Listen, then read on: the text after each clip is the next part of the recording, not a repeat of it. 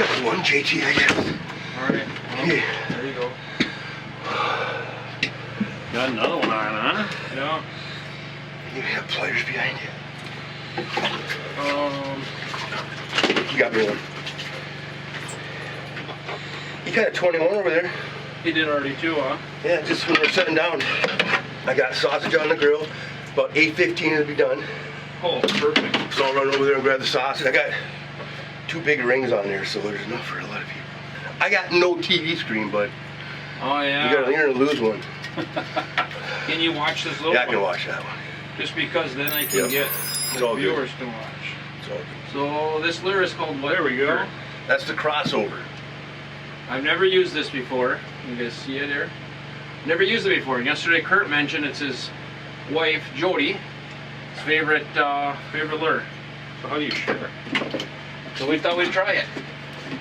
We pretty much took the PK flutterfish, and there was guys that were emailing us saying you should put a hook on top of it and put it on the side. And they would send us pictures where they would drill a hole through and a hook would hit their hand. Okay. And it was kind of funny, really, but it was actually a really good idea. And we just hit that with a minnow on both sides and let that fall, and that lure, I guess, replicates a dying or distressed bait. I always tell guys, if you fish in a group, one guy should have a rattle bait on. Yeah. Like Live yeah, Targets kind of did really well here years ago. Right. And I think they kind of got their start up here, but having a rattle bait in your assortment of guys fishing, I think is a good option to make that noise, call them in. Yeah. Whether they bite you or not, that's a different subject, but I think it's a good thing to have in there so they can come out and check things out. Noticed that on Devil's Lake before too. Well, he's coming way up. How far is he gonna go? That's as far as he's going. One thing we've kind of noticed up here is, you know, back 6-7 years ago, everybody would use Live Targets, big lures. You should bite there, Jeff. Big lures, so. and it seems like it's kind of been downsizing a little bit. Do you think so? That's the trend. Is like smaller profiles seem to be probably Working a little better. the last 2-3 years. You're just getting away from that big, gaudy spoons that. That was like Winnipeg was known for, really. Yeah. Ah, you hit it. This is the Yeah. panic here. Now it seems like It's got the broken tail. Probably one of my favorite lures, and I just started on this lure. it's not broken, it's jointed. Jointed tail. Sorry, I call it broken always. Very good lure. Very, very good lure. But it seems now going to a 3/8 ounce is a popular size, and a 1/2 ounce. He tapped it a couple of times. Need a little more sunlight. Get them rolling here. What we're kind of noticing, it's kind of fun, is when the fish are coming in, they're zoning in on one lure, and you'll see it on the live scope. They'll follow that one lure like they're doing with Jeff right now, and zone in on it, and then they'll kind of go off to the next one if they don't bite.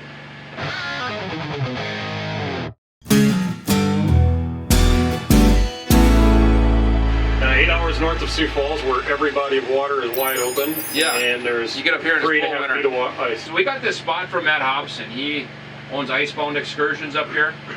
Rents out SnoBears, does guided trips. The thing that we really like is he'll do tag-alongs for SnoBears. If you have a SnoBear, I mean, this is a big body of water. You don't really know where to go. You come up here, and I think it's a couple $100 is all he charges. You just jump in behind him. That's actually a great idea. If you come up, you've only got like 2 or 3 days. You got a Thursday, Friday, maybe a Saturday. If you're lucky, you get that much time off work. Right. Or if you can go out with one of these guys, get you on fish day one, it just makes for just a lot better trip. It's worth the money, I think, just to get the guide. Look at the fish There you coming go. in now. So we're out in 17 foot of water, right out in front of the mouth. Yeah, he's chewing. And this is where Hobson got us this waypoint yesterday that they had found fish. There he's There on. he is. And last night was just incredible. We didn't get out here till 3:30. I'm not gonna be able to catch a fish again if they keep coming from your side of the SnoBear. Oh, I Ooh, lost watch it. your eyes. Lost right at the hole. Is They it got, still down there? they got no reverse. Save So. it, save it. Oh, it's not huge fish anyway, but that's what it was. Nice eater. Go back. That's how many fish off the crossover this morning for you? It is 3 for sure. A 23, He's putting on a clinic. a 23, and a couple eaters. I'm gonna show this lure again. I never actually have used this until last night. Kurt gave us one. I just did one minnow and hooked it sideways, but Which color you got? It's white. You're just doing 1 minnow sideways? I did 1 minnow sideways. We're going burning through our bait. It's $1 a minnow up here. Pinch it in half and use the head on one side and the tail on the other. That's it's going to give it maybe more of a realistic, but it's working for you. Yeah. They're hugging the bottom now, but right before we went live, they've just been all throughout that water column in all different depths. They're like that one. So as they're coming in up high, we're raising up to them, and a lot of times those are the ones that are eating. They're coming in looking for the bait fish. You know, something to think about too, we're fishing next to a pressure ridge that's seems to be holding bait fish, you know, and that's a key element when you're fishing Lake Winnipeg. Is this lake doesn't have any structure. You're basically fishing the world's biggest bathtub. You know, right, it's a big, you know, basin, and if you go out another 10 miles, you might find 25 feet of water. Yeah. Doesn't necessarily mean it's going to be fish there or not, but you know, this area we're fishing here, it's got some big heaves, more oxygen in it, maybe it's a little bit warmer, but it's holding bait fish. As we're watching our forward-facing sonar, we can literally see schools of bait coming through, so that gives us the perfect reason to stay put. Although there might be a half-hour lull where maybe nothing's going on, these fish are going to swim through again. And you catch it once in a while. They're just roaming around looking for bait, really. hopefully these fish want to wake up here. I'm going to take and we'll go over to Randall's. So this is all the structure. I got one on here in the mud. A big one too. Just like that. Yeah. You're teasing me.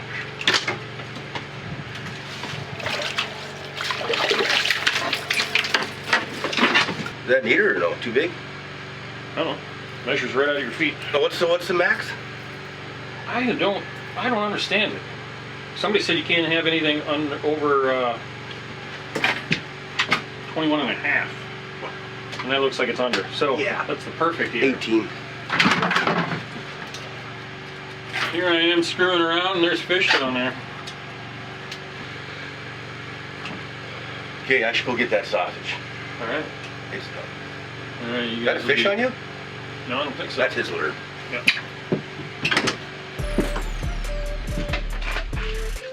I would like to take a quick moment to thank those who made this possible. So if you'd like to learn more about the SnoBears, check out their website right here.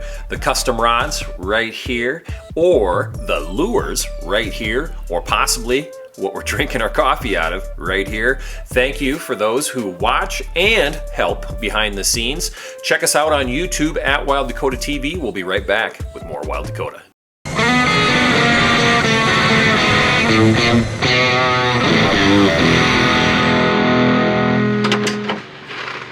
Randall had a 23 or 24 when we were 23, I think it was when we were over there. Oh yeah? I can throw this That's over. leave it in there. There you go. We got breakfast. I got to eat her. I put in a bucket when you were You alive. did? Okay. 18 maybe? $100 next fish.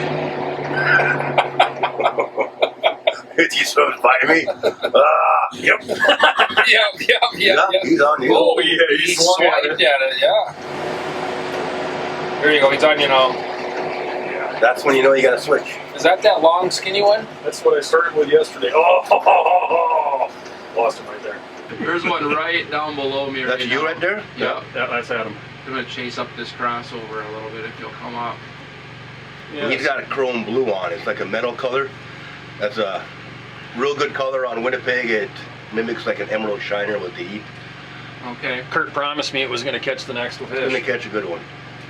Well, if the fish aren't biting, I know the sausage is good. There you go. So there's some bait fish, isn't it? There we go, See up that? here. I'm right next to him. See that on this? I'm gonna turn this here a little bit. Yeah, that's a school of bait. And that's what we've noticed is the bait's been coming through up a little bit higher. And then usually not long behind, there's a pack of wolves coming underneath them. Just our luck, I'm thinking it was probably a morning bite this morning, And it's done. and this Oh yeah. this area we're in is probably going to pick up toward afternoon like I did yesterday. But how does the guy know? There'll be more fish rolling through here. It was pretty solid all afternoon yesterday. And it was really good right away. What's some of your favorites? This was always been my favorite until I come across the Panic, but this has been a good, it's got a holographic back on it.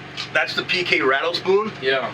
I designed this lure to actually fish up in Lake Winnipeg. I always believe early morning, evening, low light colors. I mean, low light conditions have colors you can glow.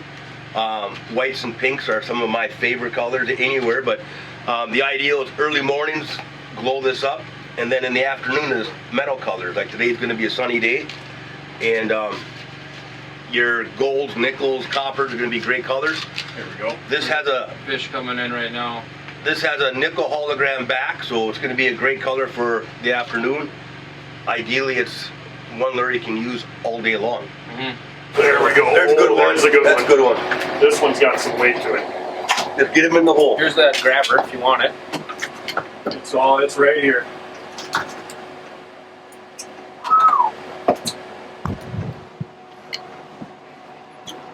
Watch your eyes. Nice. Fair. He's a picture You fish. go 26. Really? That's a good fish. Let him get his shake out of the way here. Come on. On the black rain, baby. Oh, wow. We need a picture with that blue. Yeah, open up your spool, Yes, sir. and then you grab the fish. Just lay that. There you go. I'm gonna release this when you're ready. You ready? I got it. Where's your PK bucket at? That's what we should have. Nice. Another one here. Quick measure. 24-ish. Just over 24. What a fish.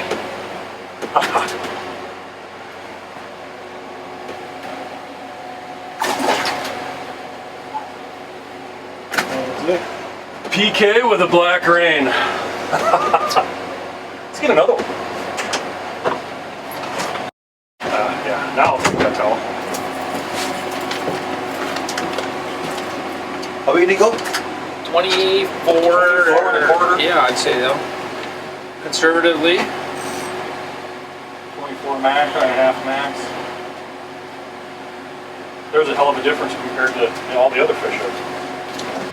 This is a little, not really a secret, but I add a bobber stop to my line, and I'm not using a bobber, but I'm kind of using that to judge where my lure is when it hits the ice.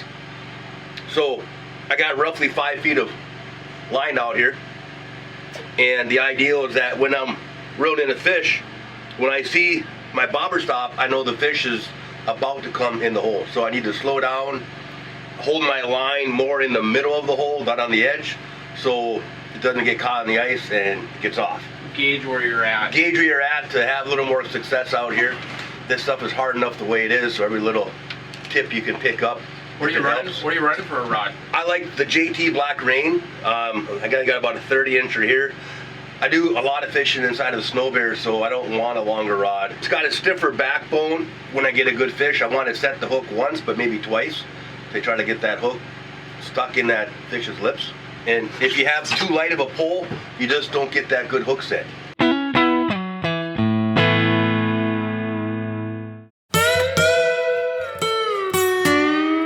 Today we're going to give you a quick rundown on exactly how these machines work. It's actually pretty simple.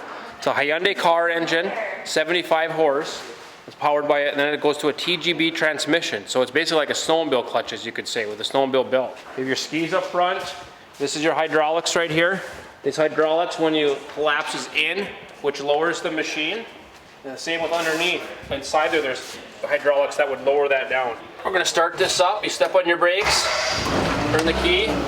When you drive them, they're basically like a car driving. You put it in gear, and you give it gas and off you go. Now you're ice fishing. You can check us out at glaciallakesnowbear.com for all your snowbear sales, service, and accessory needs.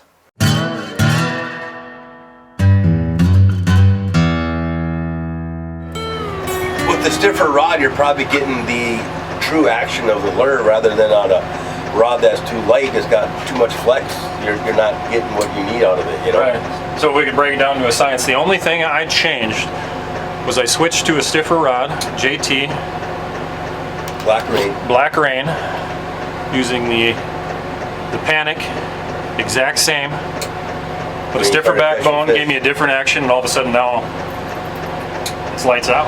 Lettuce and things. What was the hunt? It's kind of fun when the plans work The out. other idea, and I have to think about it a little bit. I don't know if we worry about the competition having our pricing anyway. Build your own SnoBear. Well, we'll give it a little thought, but you know, then they could have our website design guide. Big fish. Just click. Big fish? Well, better. Need help? Just fill it out and send it back in, and then Yeah. we're locked in. Yeah. Sounds good. I'll talk to you later. All right, yes, later. Hang on. Watch your head in case that comes You're off. right. This is better than that 24 lead. Oh, no. 24 and a quarter. Jesus, it's bad. Well, now you can You take care of that. I'll land this thing so I can take some photos. get some good pictures of that. Yeah. Here comes Brian Boyden. He will go. 23, 22 and a half, 23. Oh no, 4 and a quarter. Did you catch my twin? Yeah. I gotta. Alright, let me grab this quick. That's Wayne Cadillac. You want to get some pictures outside again too, huh? 24. We get bigger than this. You might as well get a few. You want to get a picture with the lure in the net? We need to make those pictures look good now, so. Our lighting is better now too. He's got the lure in his mouth still. Alright, where's my phone? Just get a picture and we'll do a. I mean, we can get bigger than this.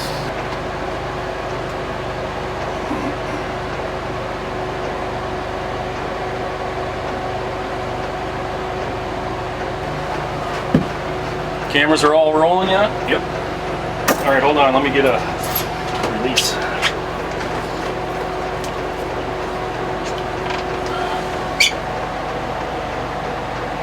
Cool. Here you go. Push to a chrome blue and just like that. I got bit.